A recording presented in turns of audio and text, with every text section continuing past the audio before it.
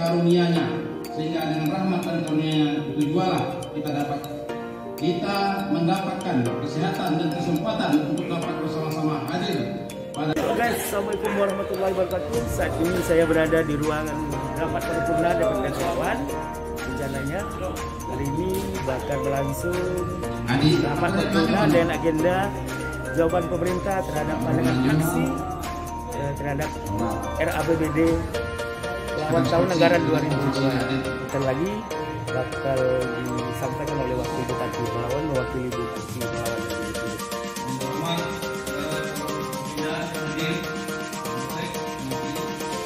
Yang terhormat Sekretaris Daerah Kabupaten Palawan, yang terhormat Saudara Ali, Asisten Sekda Kepala Dinas Badan Kantor Lingkungan Pemda Kabupaten Palawan, yang terhormat Saudara Sampes, tokoh masyarakat, alim ulama, cerdik pandai, dan hadirin yang berbahagia. Alhamdulillahirrahmanirrahim. Disyukur Allah SWT. Salawat serta salam tercurah kepada Nabi Muhammad SAW, Al-Muhammad wa ala alihi Muhammad.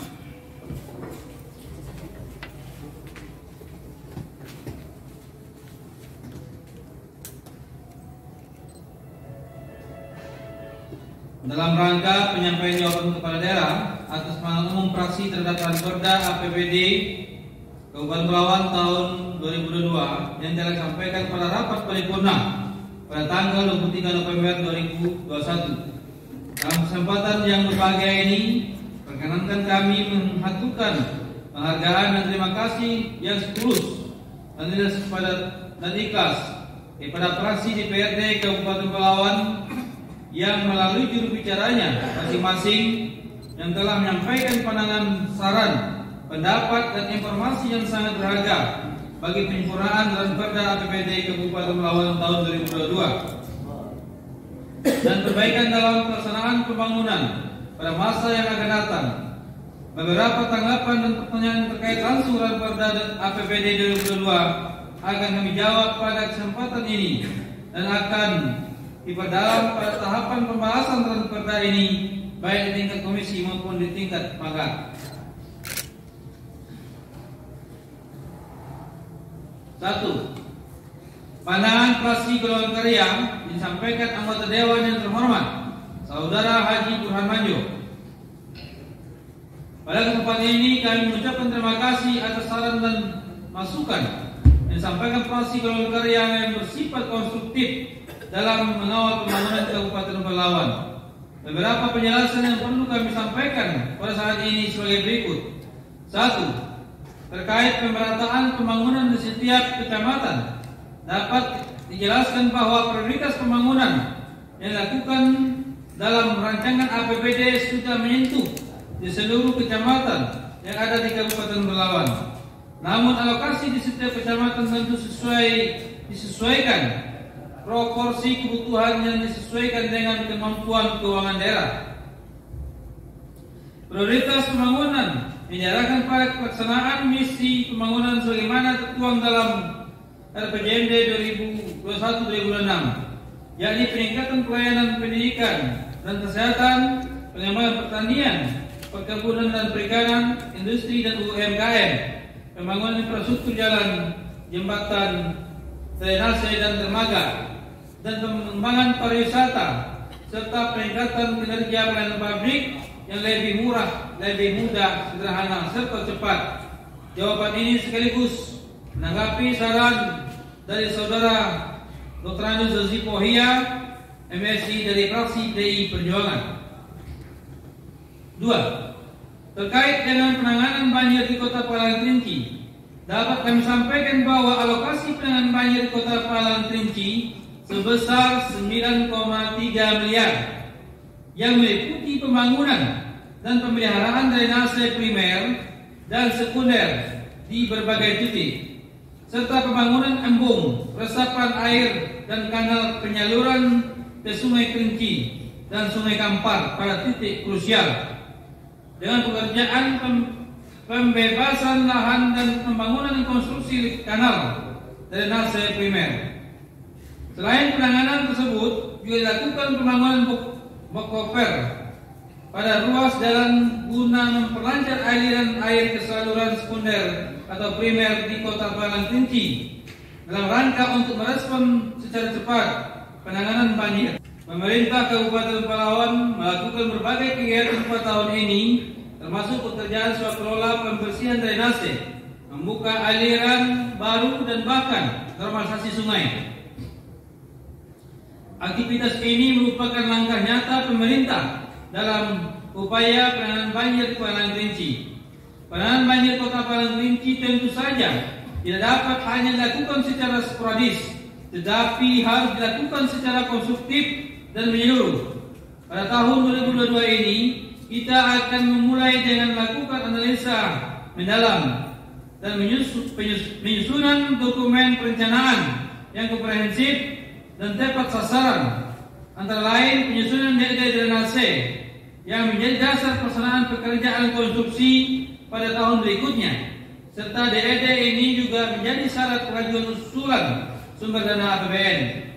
Langkah penting lainnya adalah terus menyadarkan kepedulian masyarakat untuk menjaga lingkungan, menjaga parit drainase pemukiman, disiplin dalam membuang sampah pada tempat yang disediakan, sehingga pada akhirnya kejadian banjir ini dapat diantisipasi.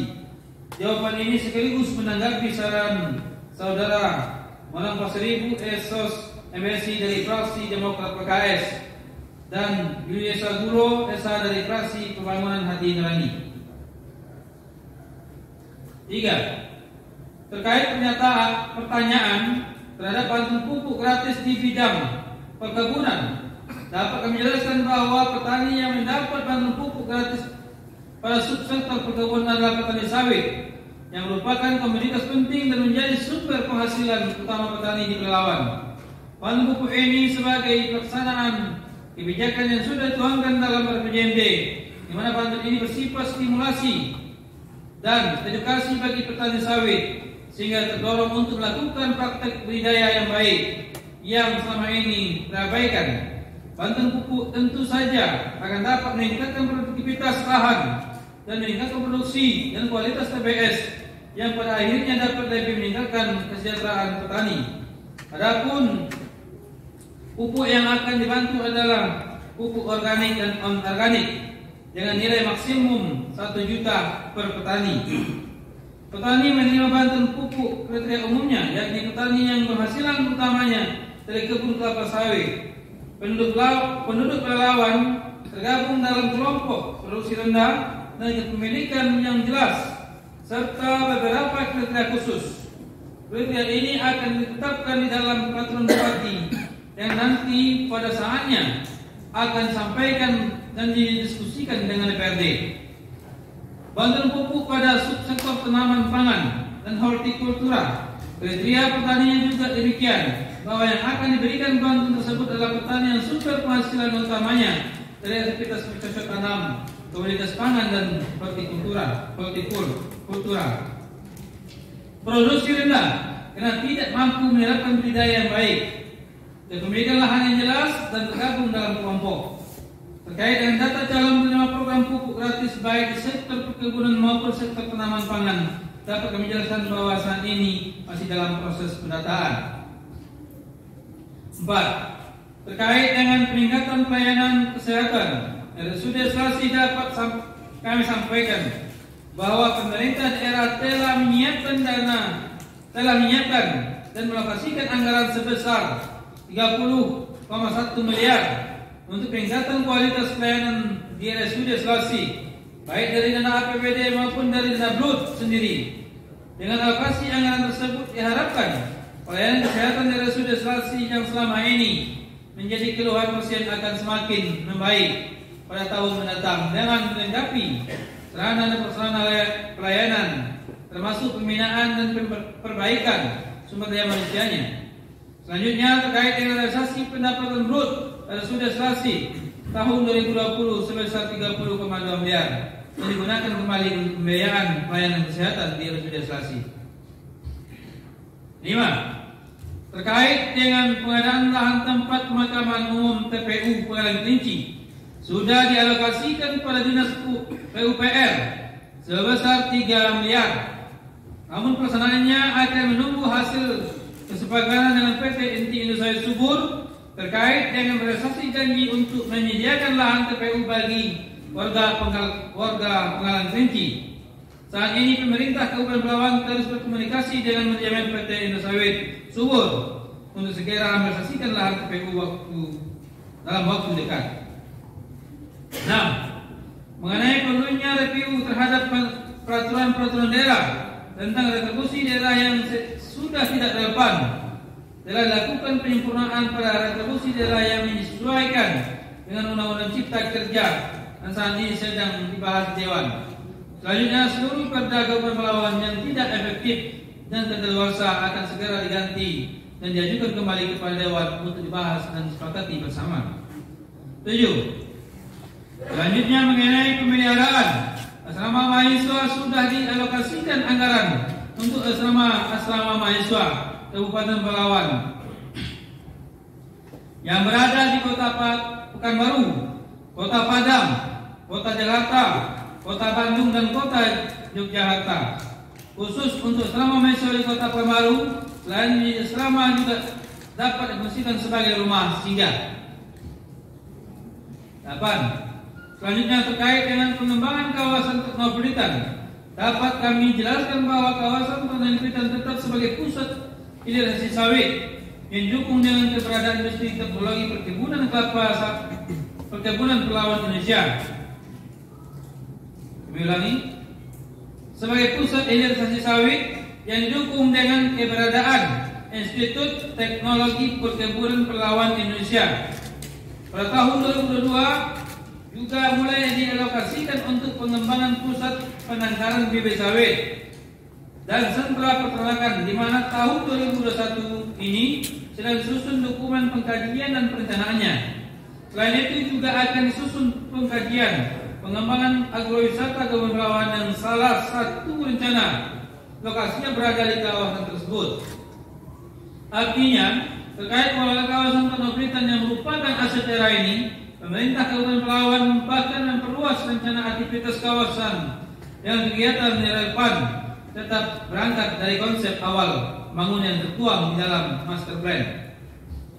Terkait saran penempatan ASN dalam mengisi jabatan struktural, tentunya menjadi perhatian pemerintah daerah, dan hal ini sejalan dengan misi kelima RPJMD, yakni maju pemerintahan. Yang salah satu sasarannya yakni profesionalisme ASN. Atas masukan dan saran disampaikan fraksi Golkar, demikian mohon banyak terima kasih.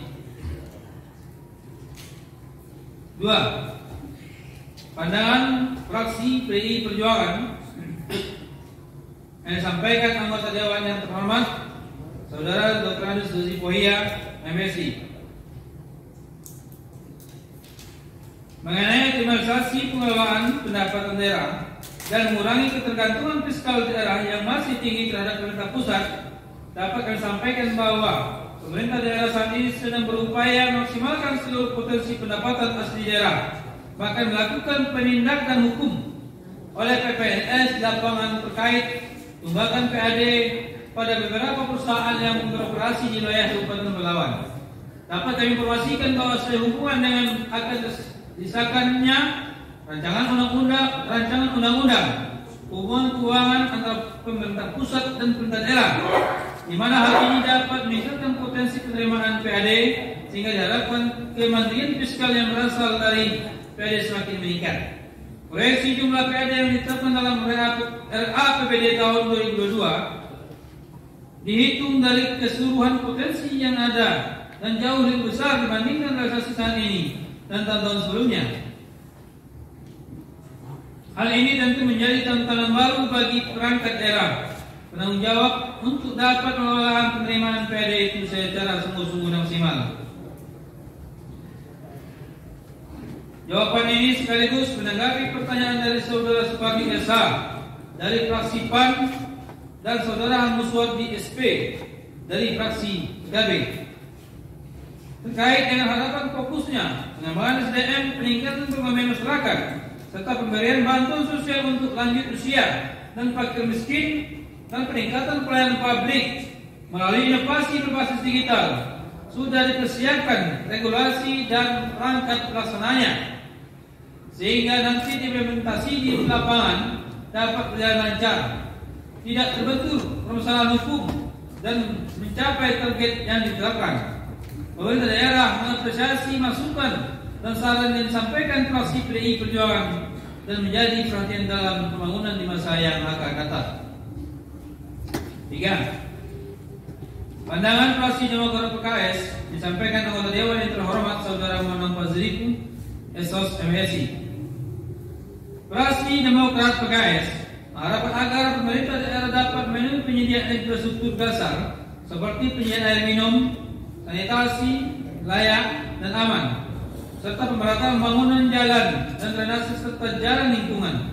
Dapat kami sampaikan bahwa apa yang menjadi penekanan fraksi Demokrat PKS merupakan fokus penanganan terkait dengan pelaksanaan misi kedua RPJMD, yakni maju infrastruktur yang berkelanjutan. Dan di dalam RAPBD ini kita implementasikan dalam bentuk alokasi kegiatan dan anggaran secara proporsional yang kita sesuaikan dengan permasalahan, kebutuhan wilayah dan kemampuan keuangan daerah. Namun demikian, meskipun kemampuan keuangan kita jauh dari cukup untuk memenuhi pembangunan infrastruktur dasar tersebut, namun kita juga secara insentif melakukan pendekatan ke berbagai pihak, baik pemerintah pusat, pemerintah provinsi dan juga ke perusahaan-perusahaan yang operasional di Pelawan melalui dukungan jasanya. Sampai saat ini kita sudah mendapatkan beberapa pernyataan komitmen dukungan yang mudah-mudahan dalam waktu yang tidak terlalu lama insyaallah terrealisasi. Selanjutnya, pemerintah daerah mengapresiasi masukan dan saran dari fraksi Demokrat PKS dan menjadi perhatian dalam pembangunan di masa yang akan datang. 4. Pandangan fraksi Gerindra disampaikan anggota Dewan yang terhormat Saudara Yusri Esa. Fraksi Gerindra mempertanyakan dan menyarankan beberapa hal terkait peningkatan mutu bidang pertanian, perindustrian, pariwisata dan pendidikan dan kesehatan. Berkenaan dengan itu, dapat kami sampaikan bahwa pemerintah daerah terus melakukan upaya-upaya peningkatan baik dari sisi pembangunan infrastruktur, sarana dan prasarana maupun kualitas sumber daya manusianya, yang didukung dengan alokasi anggaran yang proporsional. Hal yang tidak kalah penting yang menjadi perhatian Pemda adalah sisi pengendalian dan pengawasan yang harus dilakukan secara intensif guna memastikan terrealisasinya outcome dan dampak yang didapat berdasarkan input berupa biaya dan sumber daya lainnya. Pemerintah daerah mengapresiasi masukan dan saran yang disampaikan fraksi Gerindra dan ini menjadi perhatian dalam pembangunan di masa yang akan datang. Pandangan fraksi 5. Pandangan fraksi Pembangunan Hati Nurani yang disampaikan anggota Dewan yang terhormat Saudara Yusri Esa. Fraksi Pembangunan Hati Nurani menyampaikan harapan agar pemerintah daerah membangun tempat rekreasi yang sangat dibutuhkan masyarakat Pelawan. Umumnya, pemerintah daerah sependapat dengan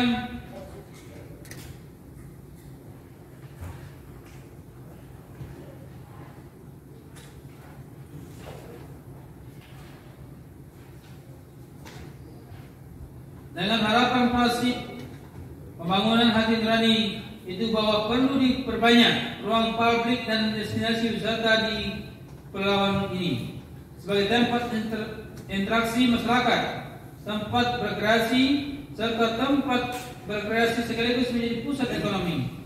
Dengan terpenuhi kebutuhan rekreasi masyarakat yang beralokasi di daerah ini, tentu aliran uang bisa menjadi lebih besar di daerah kita ini dan tidak lari ke daerah lain. Pelaku ekonomi terkait keberadaan tempat rekreasi tentu akan lebih berkembang, yang pada akhirnya distribusi pendapatan akan tersebar maksimal. Itulah salah satu latar belakang kita menetapkan misi pembangunan 2021-2026, itu berfokus pada pengembangan daerah. Oleh karenanya kita akan membenahi peningkatan dan mengembangkan destinasi wisata yang ada. Di samping perlu pula mengumpulkan destinasi baru. Ada destinasi wisata alam, ada destinasi wisata buatan, bahkan ruang publik kreatif dan ruang terbuka hijau. Yang telah dibangun tentu perlu dioptimalkan pengelolaannya. Ruang publik ini sekarang sudah pula direplikasi di beberapa kota, kecamatan, dan desa, baik didukung dengan APBD Kepulauan, dukungan dana desa, dan juga dukungan dana CSR. Selanjutnya, terkait dengan pembinaan UMKM yang dipertanyakan proses pembangunan hati nurani, pemerintah daerah sebagai upaya peningkatan kinerja ekonomi daerah, pengurangan pengangguran dan bahkan sebagai bagian dari pemulihan ekonomi dampak pandemi COVID-19 telah menetapkan kebijakan pembinaan dan bantuan permodalan bagi UMKM di Pelawan, baik yang bersifat menumbuhkan usaha baru maupun mengembangkan usaha yang sudah ada. Bantuan ini nantinya akan diberikan secara selektif sehingga bantuan tersebut bisa jalan dan berkembang dapat menyerap tenaga kerja.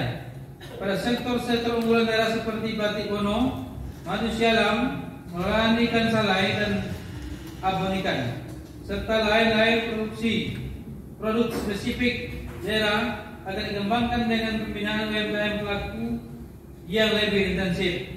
Hal ini juga merupakan bagian dukungan pengembangan wisata daerah. Pemerintah daerah mengapresiasi atas masukan dan saran yang disampaikan proses pembangunan hati nurani, dan ini menjadi perhatian dalam pembangunan di masa yang akan datang.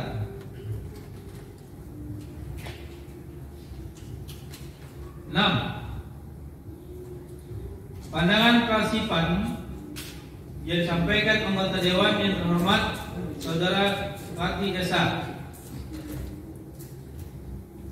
Pada kesempatan ini kami mengucapkan terima kasih atas saran dan masukan yang disampaikan Prasipan yang bersifat konstruktif dan mengawal pembangunan Kabupaten Palawan.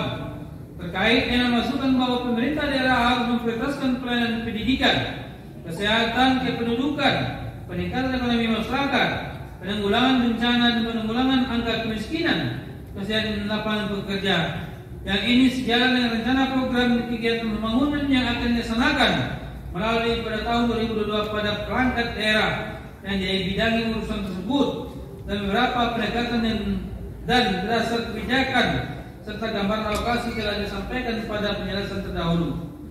Selanjutnya, terhadap harapan dan saran mengenai pelaksanaan anggaran belanja di Kabupaten Palawan yang sesuai standar dan tepat waktu akan menjadi perhatian kami untuk melakukan proses pelaksanaan anggaran dimulai sejak awal tahun dan melakukan pengawasan dan monitoring secara intensif.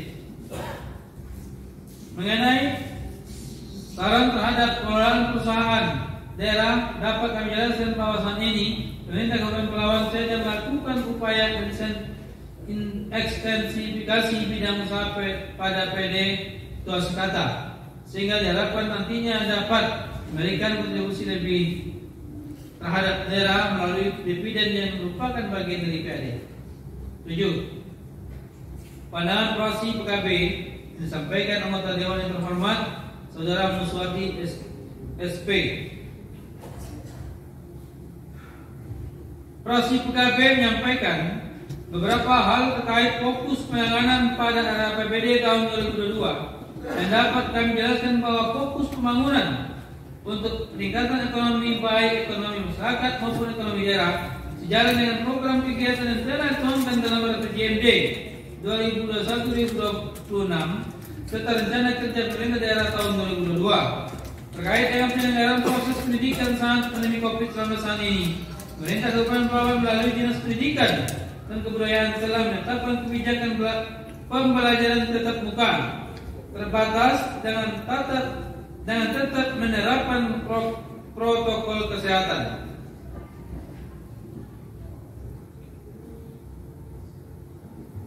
Saudara pimpinan, anggota Dewan, hadirin yang berbahagia.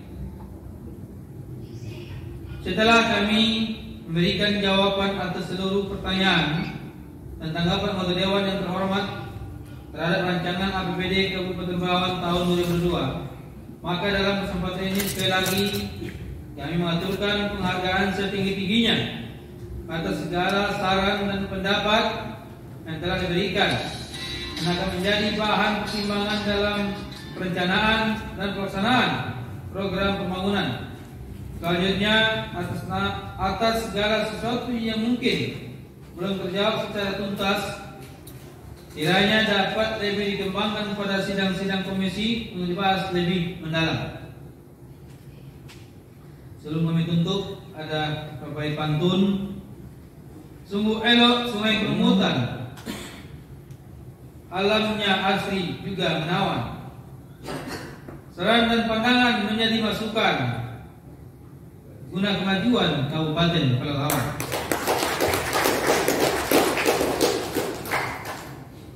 Kain songket, kain ternama, cantik dipakai si anak darah. Program dan kegiatan kita bahas bersama untuk wujudkan masyarakat sejahtera. Terima kasih Bapak Ibu semua, pimpinan. Wabillahi taufiq wal hidayah. Wassalamualaikum warahmatullahi wabarakatuh.